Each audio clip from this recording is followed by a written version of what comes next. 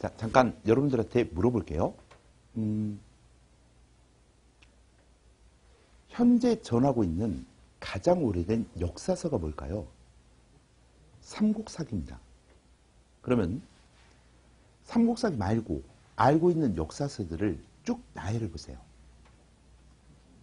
삼국유사, 또 제왕후기, 뭐 동명왕편.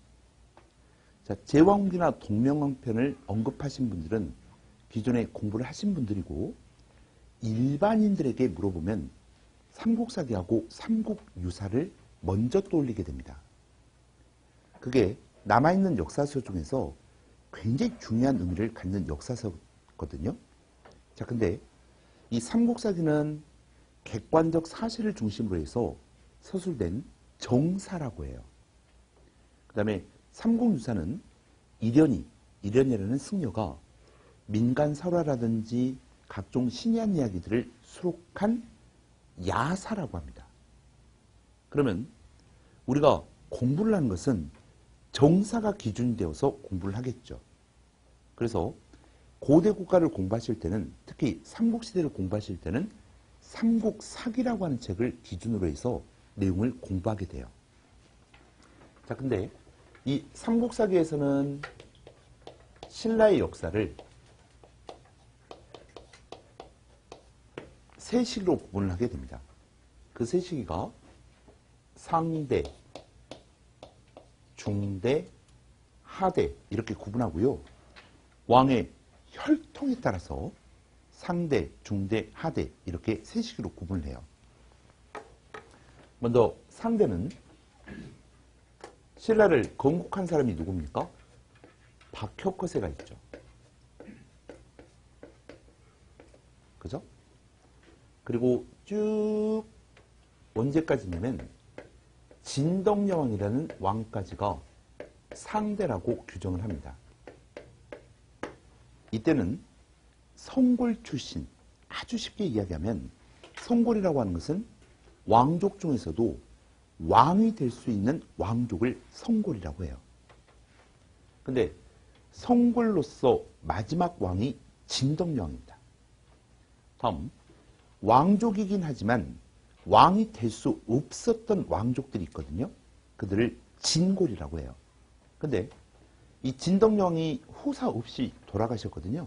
그래서 더 이상 성골 출신으로는 왕을 배출하지 못하고 진골 출신 중에서, 원래는 왕을 할 수 없었던 왕족 진골 출신 중에서 최초로 왕위를 계승했던 인물이 무열왕입니다. 자, 근데 이 태종무열왕은 백제를 멸망시키는 등 신라의 삼국통일을 본격적으로 시작했던 왕이에요. 그리고 무열왕 다음 때가 문무왕 때거든요. 이 문무왕이라는 왕은 고구려를 멸망시키고 한반도 전체를 직접 지배하려고 하는 당나라까지 축출하는 등 삼국시대 통일 왕조를 형성하게 됩니다. 그러면 무열왕, 그 다음에 문무왕 이렇게 거치면서 왕실이 중심에 대해서 통일국가를 형성하였다. 그러면 왕권이 어떻게 되겠어요? 강력해지겠죠. 그래서 이 무열왕 다음 때 왕은 무열계, 직계 자손들만 왕위를 계승하게 됩니다. 언제까지냐면 해공왕이라는 왕 때까지 무열왕의 후손들이 왕위를 계승하게 돼요. 이 시대를 중대라고 합니다. 그러니까 중대는 교종불교가 유행하였고, 교종불교는 왕실 중심, 귀족 중심의 종파이다. 자, 그리고 참고적으로 해공왕이 돌아가신 해가 780년이거든요. 그래서 8세기 말까지가 중대에 해당됩니다. 이 무열왕이 재위했을 때는 7세기 중엽에 해당되고요. 그리고 해공왕 다음 때 왕이 선덕여왕입니다.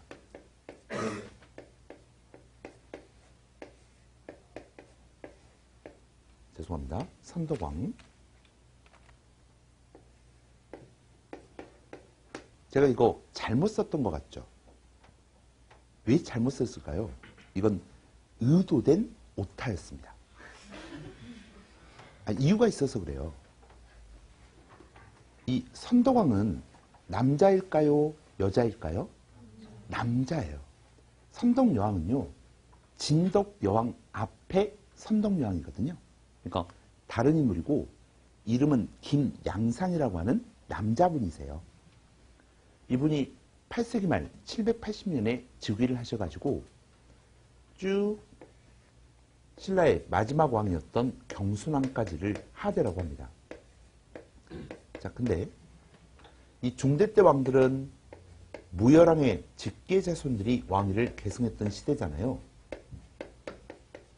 근데 선덕왕은 어떤 왕이냐면 뇌물마립간이라는 왕의 후손이에요. 근데 이 뇌물마립간은 상대 때 왕이거든요. 그리고 재위 시기가 4세기 후반 정도에 걸쳐 있습니다. 그러면 4세기 후반 뇌물마립간의 후손인 8세기 말의 선덕왕, 약 400년 정도가 흘렀죠. 그러면 400년 동안에 수많은 뇌물마립간의 후손들이 생기지 않았겠어요? 그러면 그 사람들이 왕위를 계승하는 상황이 되었으니 왕위 계승권자가 많아지게 되고, 왕위 계승권자가 많아지게 되면 왕위 쟁탈전이 심해지게 되고, 왕위 쟁탈전이 심해지게 되면 왕권은 어떻게 되겠어요? 약화되겠죠. 그래서 하대 때는 뇌물마립간의 후손이 왕위를 계승하면서 왕권이 약화되었던 시대입니다. 왕권이 약화가 되면 중앙 집권력도 점점 약화가 될 거고요. 중앙 집권력이 약화가 된다면 당연히 지방 세력들이 성장을 하겠죠. 그래서 이 하대 때 성장했던 지방 세력들을 뭐라고 표현하냐면 호족이라고 해요. 다시, 신라 하대 때 성장했던 지방 세력들을 무엇이라고 한다? 호족이라고 합니다.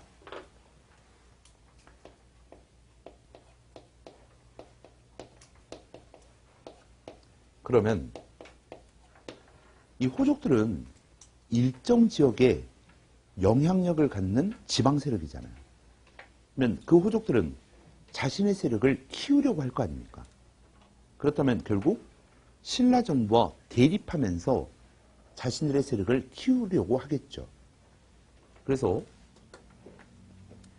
왕실과 귀족이 관심을 갖는 교종 대신 새롭게 유행한 선종종파와 결탁되게 됩니다. 그래서 하대 때 유행했던 선종은 호족과 연결되었다. 이렇게 기억하시면 되겠습니다. 됐어요?